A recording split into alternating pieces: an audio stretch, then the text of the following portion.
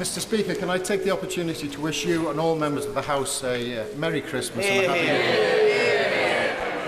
Mr. Speaker, in the light of the Foreign Secretary's display of chronic foot and mouth disease, when deciding on cabinet positions, does the Prime Minister now regret that pencilling FO against his name should have been an instruction, not a job offer?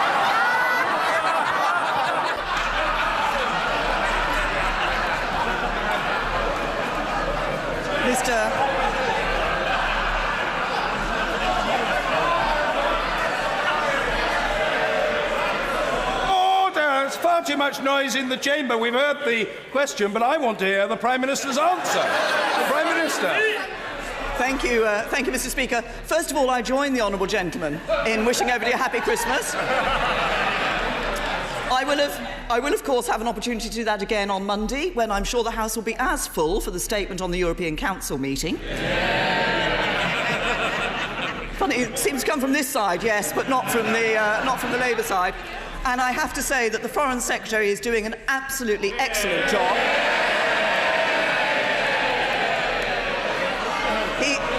He is, in short, an FFS, a fine Foreign Secretary. Amanda Milling! Thank you, Mr. Speaker. Rugeley has a really bright future ahead. I want to hear the voice of Cannock Chase. Again. Rugeley has a really bright future ahead, but only if we're ambitious, bold and visionary in our redevelopment plans. Will my right honourable friend outline how the government's industrial strategy can create the conditions which will help us build a sustainable local economy and highly skilled jobs for future generations? My honourable friend is absolutely right that communities across this country have a bright future ahead of them. But we need to ensure that we create the conditions for that future. That's why we will be producing a modern industrial strategy that will show how we can encourage the strategic strengths of the United Kingdom, deal with our underlying weaknesses. It will enable companies to grow, to invest in the UK, to provide those jobs for the future. But we also need to make sure that that prosperity is spread across the whole of the United Kingdom and is prosperity for everyone. Jeremy Corbyn. Thank you, Mr. Speaker. Could I start by wishing yourself, Mr. Speaker, and all members of the House and everyone who works in the House a very happy Christmas and a prosperous New Year. Sadly, Mr. Speaker, our late colleague Jo Cox will not be celebrating Christmas this year with her family. She was murdered and taken from us. So I hope the Prime Minister, I'm sure she will, join me in encouraging people to download the song which many members helped to create as a tribute to Jo's life and work and in everlasting memory of her. Well, the right honourable gentleman is absolutely right to raise this issue. I'm sure everybody in this House, we should send a very clear message. Download this single for the Jo Cox Foundation. It's a very important cause. We all recognise that Jo Cox was a fine member of this House and would have carried on contributing significantly to this House and to this country had she not been brutally murdered. It's right, I think the Chancellor's waiving the VAT on this single. I think everybody involved in it has, in fact, gave their services for free. I'm having a photograph with MP4 later this afternoon.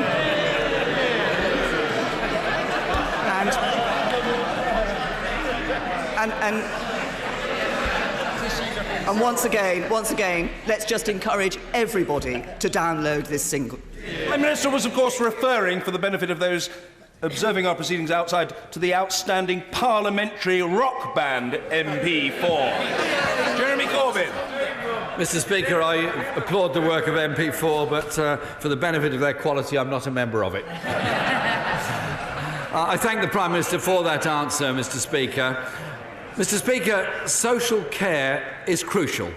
It provides support for people to live with dignity. Yet, Age UK research has found that 1.2 million older people are currently not receiving the care that they need. Will the Prime Minister accept there is a crisis in social care? I've consistently said in this House that we recognise the pressures that there are on social care. So it might be helpful if I actually set out what the government is doing and the position in relation to social care. So I say we recognise those pressures. That's why the government is putting more money into social care through the Better Care Fund. And by the end of this Parliament, that will be billions of pounds extra. It's why we have enabled the social care precept for local authorities. We recognise that there are immediate pressures on social care. That's why this will be addressed by my right honourable friend, the Secretary of State for Communities and Local Government, in the Local Government Finance Settlement tomorrow. But we also recognise that this is not just about money, it is about delivery. There is a difference in delivery across the country. We need to make sure that reform is taking place so we see best practice in terms of integration of health and social care across the country. But we also need to ensure that we have a longer-term solution to give people the reassurance for the future that there is a sustainable system that will ensure that they are receiving the social care that they need in old age. And that is what the government is working on. There's a short-term issue, there's a medium-term need to make sure local authorities and health service are delivering consistently, and there's a long-term solution that we need to find. Jeremy Corbyn. Mr. Speaker, the Care Quality Commission has warned as recently as October that evidence suggests we've approached a tipping point. So instead of passing the buck on to local government, shouldn't the government take responsibility itself for the crisis? Yes. Could the Prime Minister take this opportunity to inform the House exactly how much was cut from the social care budget in the last Parliament? Yeah. Prime Minister. We have been putting more money into social care and health. Well, we have been putting more money into social care and health. As I say, we recognise the pressures that exist. That's why we will be looking at the short-term. We are looking at the short-term pressures that exist in relation to social care. But you cannot look at this question as simply being an issue of money in the short term. It is about delivery. It is about reform. It is about the social care system working with the health system. That's why this is an issue that is being addressed not just by the Secretary of State for Communities and Local Government, but also the Secretary of State for Health.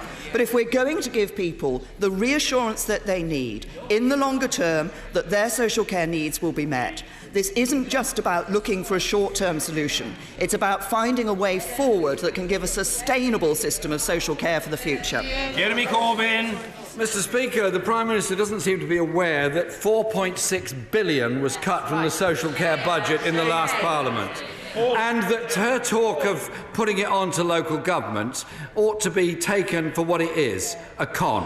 2% of council tax is clearly a nonsense. 95% of councils use this social care precept, and it raised less than 3% of the money they plan to spend on adult social care.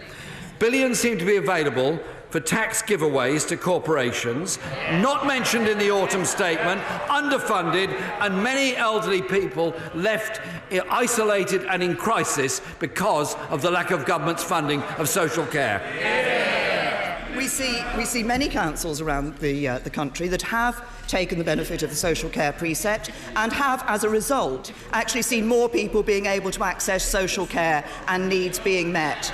Sadly, there are also some councils across the country, some Labour councils, who haven't taken that opportunity, where we do see a worse performance in relation to social care. But the Right Honourable Gentleman once again refers to the issue of money. I might remind him that at the last election, the then Shadow Chancellor said that if Labour were in government, there would be not a penny more for local authorities, and also that when recently asked about spending more money on social care, the Labour's Shadow Health Secretary said, when he was asked where the money would come from, he said, we're going to have to come up with a plan for that. Mr. Speaker, this government has cut social care, and she well knows it, and she well knows the effects of that. She also well knows that raising council tax has a different outcome in different parts of the country. For example, if you raise the council tax in Windsor and Maidenhead, you get quite a lot of money. If you raise the council tax precept in Liverpool or Newcastle, you get a lot less.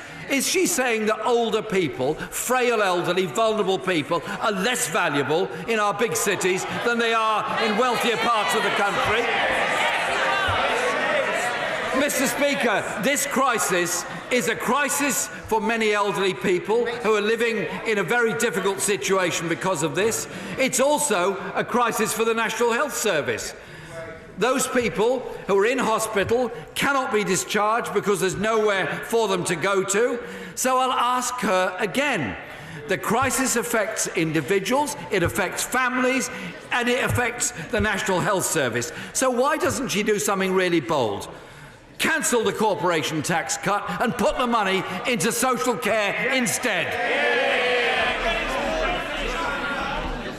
Well, the Right Honourable Gentleman has quoted Newcastle Council in the list that he set there. I have to say Newcastle Council is one of the councils where we saw in September virtually no delayed discharges. So elderly people were not being held up in hospital when they didn't need to be and when they didn't want to be. So what this shows is that it is possible for councils to deliver on the ground.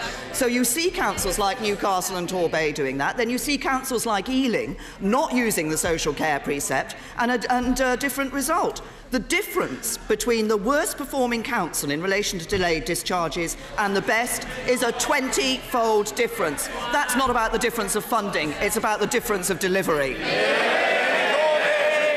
Mr. Speaker, councils work very hard to try to cope with a 40% cut in their budgets across the whole country. And the people who pay the price are those who are stuck in hospital, who should be allowed to go home, and those that aren't getting the care and support they need. This is a social care system that's deep in crisis. The crisis is made in Downing Street by this government. The former chair of the Health Select Committee, Stephen Dorrell, says the system is inadequately funded. The current chair of the Health Select Committee, and I quote, says the issue can't be ducked any longer because the impact it's having not just on vulnerable people but also on the NHS. Why can't the Prime Minister listen to those in local government, to the King's Fund, the NHS Confederation, her own council leaders, and recognise this social care crisis forces people to give up work to care for loved ones because there isn't a system to do it, makes people stay in hospital longer than they should, and leads people into a horrible, isolated life when they should be cared for by all of us through a properly funded social care system. Get a grip and fund it properly, please. The issue of social care is indeed one that has been ducked by governments for too long. That is why it is this government that will provide a long-term, sustainable system for social care that gives reassurance to people. But when he talks about governments ducking social care, let's look about 13 years of Labour in government.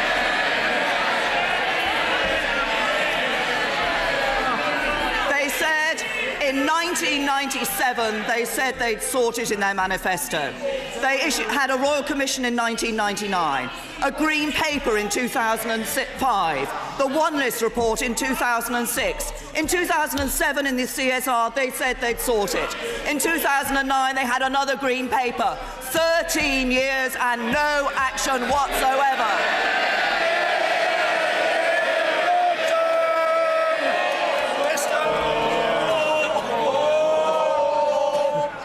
Mr. Speaker, today a constituent of mine from Shoreham will struggle to get to University College Hospital London for life-saving cancer drug trials. Across Sussex, thousands of others will be unable to get to work, to school, to college because ASLEF object to their drivers on Southern operating the doors. Yet today, ASLEF drivers will be driving Thameslink trains on the same rails operating the doors on the London to Brighton line. Can the Prime Minister give her assurance that everything will be done at the ACAS talks today to end this nonsense of a strike, address any residual safety issues and give our constituents their lives back? My honourable friend is absolutely right to raise this issue. This is an appalling strike. He's right to raise the discrepancy in attitude of ASLEF. We've seen driver-only operated trains on rail networks in the UK for decades. They are on the Thameslink train. I hope that the talks I hope that the talks at ACAS are going to lead to an end to this strike. But actually, I've got a suggestion for the Leader of the Opposition. I think the Leader of the Opposition could do something to help members of the public. The Labour Party is funded by ASLEF. Why doesn't he get on the phone and tell them to call the strike off immediately?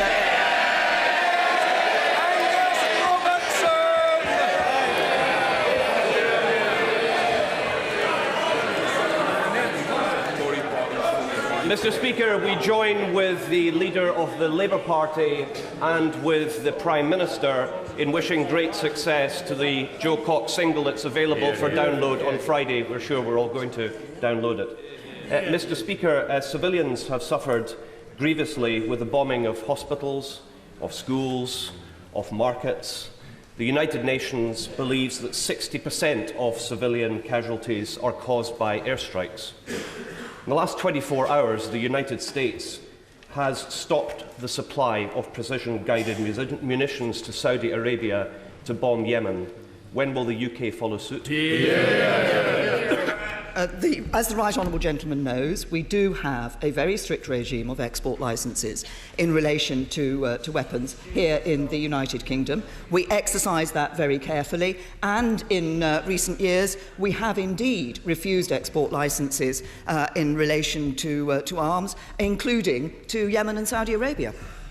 Mr. Angus Robertson. The US government has just said that, and I quote, "Systematic endemic problems in Saudi Arabia's targeting drove the US decision to halt a future weapons sale involving precision-guided munitions." The Saudis have UK-supplied precision-guided Paveway 4 missiles. They're made in Scotland. The UK has licensed £3.3 billion worth of arms to Saudi Arabia since the beginning of the bombing campaign. What will it take for the UK to adopt an ethical foreign policy when it comes to Yemen? Well, as the Right Honourable Gentleman knows, the intervention in Yemen is a UN-backed intervention. As I've said previously, where there are allegations of breaches of international humanitarian law, then we require those to be properly investigated. We do have a relationship with Saudi Arabia. The security of the Gulf is important to us, and I would simply also remind the Right Honourable Gentleman that actually Saudi intelligence, the counter-terrorism links we have with Saudi Arabia, the intelligence we get from Saudi Arabia has saved potentially hundreds of lives here in the UK. To Sarah Wollaston. Mr. Speaker, one of my constituents has just had to move to residential care because no carers could be found to support her in her own home. She's at the sharp end of a crisis in social care that is as much about inadequate funding as it is about a shortfall in our very valued social care workforce. I'm looking forward to the hearing what immediate further support will be provided for social care. But isn't it time that rather than having confrontational dialogues about social care funding, that all parties work together across this House to look for a sustainable long-term solution for funding of both integrated health and social care?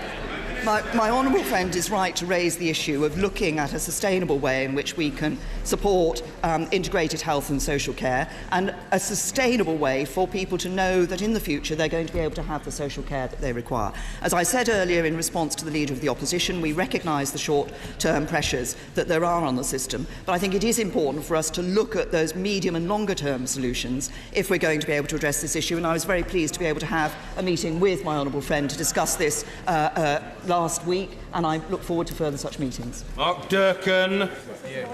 Can I tell the Prime Minister that a cross-party delegation led by the Right Honourable Member for Cunnan Valley will meet the Russian Ambassador tomorrow morning on Aleppo, and we will reflect and amplify precisely the sort of terms that she and the Foreign Secretary have used about Russia, the Assad regime and Iran, not least because we want to protect those who have heroically struggled to save lives in that city, who are now going to be at particular risk because of the witness they can give.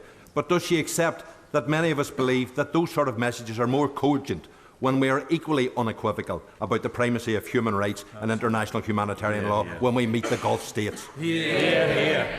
we do raise the issues of human rights when we meet the Gulf states, but he's absolutely right in relation to the role that Russia is playing in Syria. And there's a very simple message to President Putin. He has it within his own hands to be able to actually say to the Assad regime that enough is enough in Aleppo. We need to ensure that humanitarian aid is there for people, and that the people who have, as the honourable gentleman says, been heroically saving the lives of others, ensure that they have their security ensured. I'm sure that's a message he and others will be giving to the Russian ambassador. It's in President Putin's hands. He can do it. Why doesn't he? Victoria Prentice. On the same subject, Mr. Speaker, will the Prime Minister join me in thanking the many members on all sides of this House who sung for Syrians last night in St Margaret's, Westminster? Singing for Syrians was created in order to pay the salaries of the medical staff in Aleppo. Since our hospital was shut 2 weeks ago, was bombed 2 weeks ago, we have been buying prosthetic limbs with all of our money. We have a waiting list of 30,000 people. What can we do to target our humanitarian aid to make sure it gets to the most vulnerable people in Syria, the old, the very young, and people who are too injured to move? Well, first of all, I absolutely join my honourable friend in congratulating everyone who took part in Singing for Syrians. I'm sure the whole House would welcome the work that that group is doing and the money that is being put to extremely good use that is being raised. And she raises, I think the House was struck by the number of people that she referred to being on the waiting list for prosthetic limbs. Of course, in terms of our humanitarian support, aid support for Syria, this is the biggest humanitarian effort that the United Kingdom has made. Of course, we are giving money to the refugees who have fled from Syria. We're also, of course, working diplomatically to try and reduce the suffering, to try and make sure that we can see the sort of aid and medical support that she is talking about getting through to the citizens of Aleppo. But we will continue to ensure that our humanitarian aid is being put to good use, helping those who are vulnerable, but also helping those who need the education and support to be able in due course to rebuild Syria when we see a stable and secure Syria. Nick Smith. Mr. Speaker, rip-off interest rates on household goods are wrong. Companies like Bright House exploit families who have no other way to furnish their homes. So will the Prime Minister look at capping these interest rates to help those who are just about managing? Well, the honourable gentleman raises an important issue, and I recognise that there are many people who are just about managing, who are struggling to get by, who do find themselves actually having to revert to support from companies who do, sadly, as we see, charge the sort of interest rates he's talking about. Of course, action has been taken in relation to some of these activities in the past, but I will look at the issue that he raised. Ellen Whately. Thank you, Mr. Speaker. Across the country, and particularly in Kent, lorry fly parking is a blight. It's antisocial and dangerous. Will my right honourable friend, the Prime Minister, support my campaign for more lorry parking spaces, more effective enforcement, and ultimately a ban on lorries parking in unauthorised places? Well, I recognise the concern my honourable friend has raised. This is one I think that is shared by many Kent MPs who see this problem only too closely in their own constituencies. Can I assure her that the government shares the desire to ensure that we don't see this fly parking of lorries across Kent, that we do provide suitable lorry parking facilities in Kent? I know that my right honourable friend, the Minister for Roads, is looking at this issue very carefully indeed. I recognise it from my time as the Home Secretary, the pressure at particular times that can be put on the roads and villages and towns in Kent in relation to this. It's something that government is working on, and we will find a solution. Ian Blackford. Thank you, Mr. Speaker. Now we know, courtesy of the government's own infrastructure watchdog, that mobile coverage in the UK is worse than Romania. Will the Prime Minister take steps to introduce a universal service obligation in the Highlands? It is fairly typical to get the message, no signal. It would be often better to use carrier pigeons. Will the Prime Minister recognise this is not acceptable, and will she take responsibility? It's time to connect the Highlands to the rest of the world.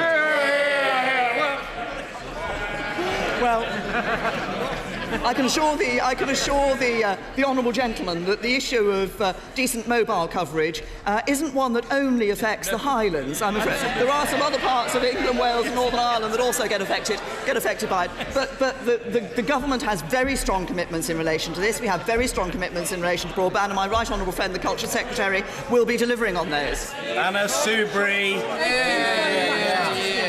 Mr. Speaker, money cannot compensate somebody who's been charged with who has been accused of a very serious criminal offence and then finds the details of that are in the press along with their name. Nothing can restore, in truth, their reputation after it's been trashed in those circumstances. In 2011, I tried to change the law in a private member's bill. Today, Sir Bernard Hogan-Howe said it was now the time to introduce new legislation. Would the Prime Minister agree to at least consider changing the law so that everyone, with a few exceptions, should have a right to anonymity if they are a suspect in criminal proceedings until such time as they are charged? I recognise the interest that my honourable friend has taken in this particular issue, and as she will know, it is one that has been debated on a number of occasions in this House. The general assumption is that somebody should not be named before the point of charge, but there is an allowance for the police to be able to raise somebody's name if it is a case where they believe that doing that will help perhaps to find other victims coming forward. This has been particularly of concern where it's matters of sexual violence, of rape, for example, or where they believe that actually the naming of the individual will help in the detection of the crime. But this is a delicate issue. I recognise the concern my honourable friend has shown. The College of Policing is looking at this issue very carefully. They are due to provide new guidance to the police in the new year on this issue in relation to the media. Lucy Powell. Thank you, Mr. Speaker. The heartbreaking humanitarian crisis and genocide in Syria continues to take place as the world watches on impotently. Yet there is still no end in sight. Does the Prime Minister agree with the Right Honourable Member for Tatton that what is happening in Syria is a failure of Western leadership? And does she agree with me that what is now urgently required is what our dear friend Jo Cox called for nearly a year ago, and that is a UK-led strategy to protect civilians, whether it's those fleeing persecution, whether it is those surrendering themselves or those that are still besieged? We must all take responsibility for decisions that we have taken, whether we take those decisions sitting around the National Security Council table, or indeed this House in taking a decision that it did in 2013. The Honourable Lady raises the question. The Honourable Lady raises the question of a UK-led action in relation to the protection of civilians. It is the UK that has been pressing for action inside the United Nations Security Council, working with the French. The two most recent emergency UN Security Council meetings were those that we called for. The most recent of those took place yesterday. As I'm sure the Honourable Lady will know, there have been 6 UN Security Council resolutions which have been vetoed by Russia, the most recent also vetoed by China. We are continuing to work with the United Nations, but if we're to get a solution that works on the ground, then it has to be a solution that is actually bought into by other countries, and it has to be a solution that Russia is going to buy into as well as the regime. Robert Jenrick. Thank you, Mr. Speaker. I've received a message from Nick from Grantham. Actually, it was a text message from our honourable friend, the member for Grantham and Stamford. For the avoidance of doubt, this is one text message that he's willing to be read in public. Mr. Speaker, other than getting rid of his tumour and making a swift return to this place, nothing matters more to my honourable friend than ensuring that round-the-clock emergency services are restored to his local hospital in Grantham. So will my right honourable friend, the Prime Minister, receive the petition that he's organised, ensure that the passionate views of his constituents are heard, and above all, reassure people in this rural area that they will always have access to safe emergency care for them and their families? Well, can I first of all, I'm sure that the thoughts of the whole House are with our honourable friend, the member for Grantham and Stamford, and can I wish him the very best for his recovery as he goes through this illness. And I recognise the strength of feeling that he has about the emergency services in his local hospital. I believe that there are also concerns that are shared by our new honourable friend, the member for Sleaford and North Highcombe, as it also there's those. And I can assure my honourable friend, the member for Grantham and Stamford, that the process that is taking place in looking at the development of local services is about listening to local people. It is about hearing the local voice, and above all, it's about ensuring that the services that are available to people in their local area are the right services for those areas, and that can be delivered safely and securely for local people. Justin Matters. Thank you, Mr. Speaker. At the last election, the Conservative Party manifesto said, "We will help local authorities keep council tax low for hard-working taxpayers and ensure residents can continue to veto high rises." Bandy council taxpayers in Ellesmere Port and Neston now face paying an extra £125 a year with no veto because of the government's failure to tackle the social care crisis. Right. So will the Prime Minister now admit her party's pledge on council tax has been abandoned? That's right. No, I have to say, obviously we have put the social care precept in place in recognition of the pressures on social care, but I'm very pleased to say that we've seen many examples over the country of good local authorities actually ensuring that they were keeping council tax down, including, I may say, the Royal Borough of Windsor and Maidenhead, which cut council tax, I think, for 6 years running. Johnson. Mr. Speaker, on the 14th of August, my constituents George Lowe and Ben Barker were the victims of a vicious knife attack in Ayia Napa. George Lowe sadly died later that day from his injuries. The two culprits then fled to northern Cyprus, where they were actually arrested on unrelated matters. Despite representations made by the Foreign Office, one of these men was recently able to simply walk free, and it's feared that the second man will follow shortly. Will the Prime Minister do all she can to help bring justice for George Lowe and Ben Barker for what was an horrific, a vicious attack that was completely without any provocation and has been devastating for both of their families? Well, I'm sure all of us across the House would want to send our deepest sympathies to the family of George Lowe and our very best wishes to Ben Barker for a full recovery from the terrible injuries that he suffered as a result of what my honourable friend has said was a violent and completely unprovoked attack. The most recent time in which this case was raised with the relevant government was by the Foreign Secretary during his visit on the 30th of November to Cyprus, and he clearly set out our desire to see those guilty of this attack brought to justice. The Foreign and Commonwealth Office will continue to offer help and support to both families. We will continue to raise this issue, and I'm sure that the Foreign Office will keep my honourable friend informed of any developments. Thank you, Mr. Speaker. The Arbroath Smoky, along with many other food and drink products, have benefited greatly from the European Union's PGI scheme. What guarantees can the Prime Minister give us that they will continue to get that protection should we end up leaving the EU? Well, First of all, of course, issues like that are ones that we will be needing to address as we look at the arrangements that will be in place following the EU. I'm sure everybody would recognise the significance of the Arbroath Smoky and indeed other products around the United Kingdom. But can I just say to the honourable gentleman, at the end there he said, should we leave the EU? I can tell him we will be leaving the EU. Derek Thomas. Thank you, Mr. Speaker. On December 19th, 35 years ago, 16 people lost their lives in ferocious storms off the coast of West Cornwall. 8 of these lives were men from Mousehole who had launched their Penlee lifeboat, the Solomon Brown, to rescue the crew of the Union Star. 35 years later, this tragedy still haunts the village of Mousehole and West Penwith, and many people mark this anniversary every year.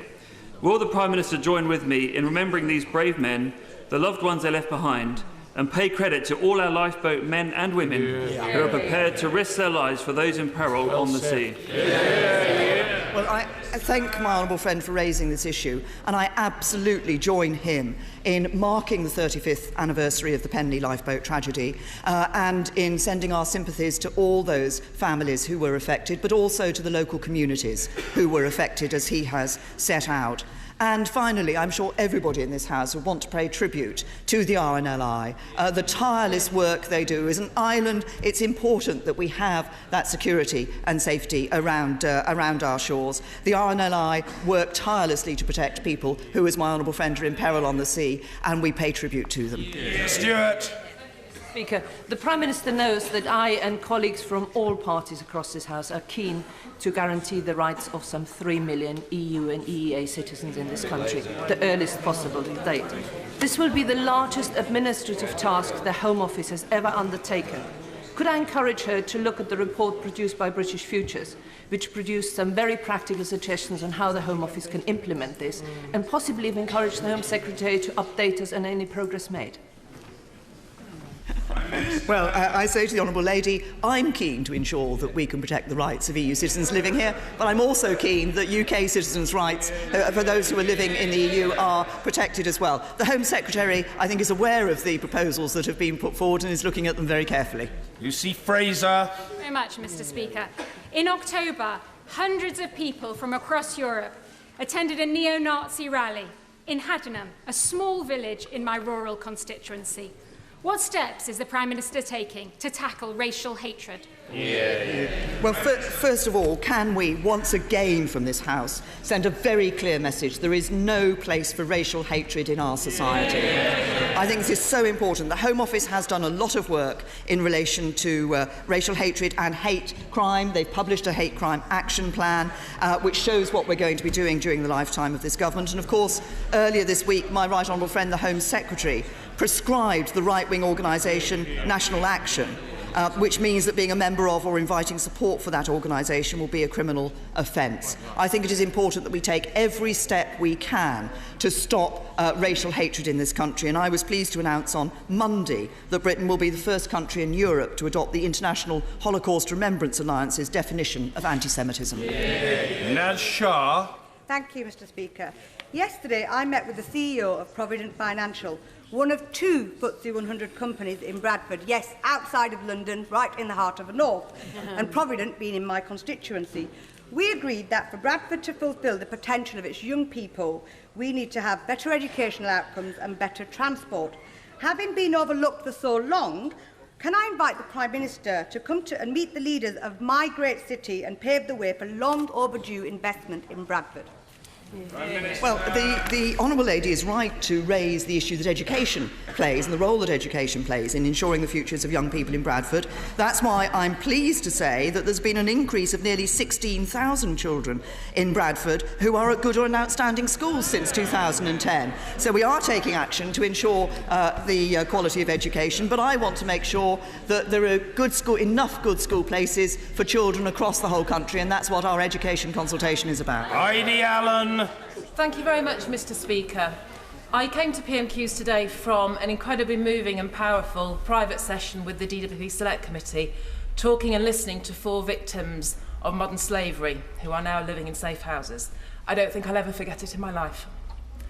Please would the Prime Minister take her enthusiasm and the passion with which she drove this as Home Secretary and work with the Secretary of State for Work and Pensions. These people are vulnerable.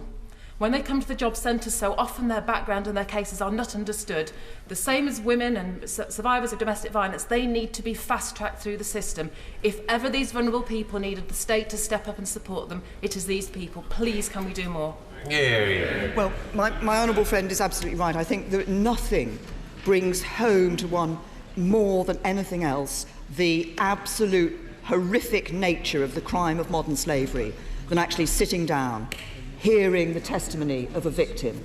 The people have gone through the most horrendous, dehumanising experiences very often, and it is absolutely right that the government brought forward the Modern Slavery Act. It's right that we've been looking at how victim support is provided, at the national referral mechanism, a whole number of steps. And of course, we will work with the DWP in looking at the support that is given. And my honourable friend makes an important point. She refers to job centres, but of course it isn't just at job centres. I think one of the things we need to do is to ensure that those in authority who come into contact with people who have been the victims of modern slavery are able to recognise those signs and are able to treat it in the way and deal with people sensitively and sympathetically in an appropriate way.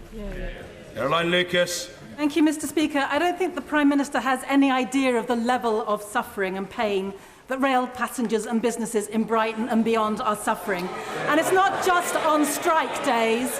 This has been going on for well over 18 months. So given the failure of her passive Transport Secretary, who apparently has no intention of acting to deal with this utterly incompetent company, will she sack him, strip GTR of the franchise and freeze fares for long-suffering passengers? Well, first of all, my right honourable friend, the Transport Secretary, has been taking steps in relation to the general performance of Southern Railway. We've stepped in to invest £20 million to specifically tackle the issue and bring a rapid improvement to services. We announced the delay repay 15 from the 11th of December for the whole of Southern, which will make it easier for passengers to claim compensation. We've announced that we will give passengers who are season ticket holders on Southern a refund for a month's travel. So we have been looking at that wider issue. But the Honourable Lady raises the question of the current strike. There is only one body responsible for the current strike, that is ASLEF. This is a strike from the trade unions, and she should be standing up and condemning that strike because it's passengers who suffer. Sir Hugo Swire. Thank you, Mr. Speaker. The £1.5 billion additional funding for the Better Care Fund is both needed and welcome, but the problem is that this money is not available in 2019. Will my right honourable friend therefore look at seeing whether some of this funding can be drawn down earlier than that in order to alleviate the pressure on social care in areas such as Devon, where there is a very high level of elderly people? Well, my right honourable friend raises an important point about the short-term pressures that there are on social care. That's why the government has been looking at what measures can be taken to alleviate those short-term pressures. As I say, my right honourable friend, the Community Secretary, will be making a statement on the local government finance settlement tomorrow. But we do need to look at the medium-term issues of delivery and the longer-term reassurance that we can provide people in ensuring that we have a sustainable system of social care that gives people the comfort of knowing that they will be cared for in their old age. Tim Farron. Speaker, can I join colleagues who have earlier on urged people in this House and beyond to go out and buy the Jo Cox Foundation single by the excellent MP4, not just available on download, as you can see, but in hard copy for those of us who prefer that kind of thing. Every day, Mr. Speaker, since Brexit, the result on the 23rd of June, seems to have been a good day to bury bad news. And the worst news is in our social care and health system. The daily wave of tragedies, of indignities and of near misses, the £2.5 billion shortfall in social care funding and thousands of operations already cancelled. Now, yesterday, Mr. Speaker, the Secretary of State for Health said that the NHS and social care needed more money. And yet, the Chancellor of the Exchequer did not offer a single extra penny for health or social care within the autumn statement. Which of the two does she agree with? Will she take this opportunity to provide health and social care the money it needs this side of Christmas? The Secretary of State for Communities and Local Government will be making a statement tomorrow on local government finance settlement. I suggest that the right honourable gentleman waits for that statement. Finally, Mr. Philip Davis. Back in 2010, the overseas aid budget was around £7 billion a year. By 2020, it will have more than doubled to over £15 billion a year. The shortfall in social care funding by 2020 is estimated at about £2.5 billion a year. Surely the government priority should be to look after the elderly, vulnerable and disabled people in our own country before we hand money over to other countries. So will the Prime Minister take some of that money, a small amount of that increase, from the overseas aid budget and spend it on elderly, vulnerable and disabled people in our own country? Surely charity begins at home. I think it is absolutely right that the government is taking steps in relation to the pressures on social care here in the United Kingdom. But I would say to my honourable friend, I think it is also important for us that we do take consideration of those who are in different circumstances across the world. I think that the record that this government has of ensuring that 0.7% of our GDP is spent on overseas aid is a record second to none. I think we should all be proud of the help and support that we are giving to people around the world who are living often in incredibly difficult circumstances. So we look after old people here in the UK. We also take that moral responsibility for people around the world seriously as well.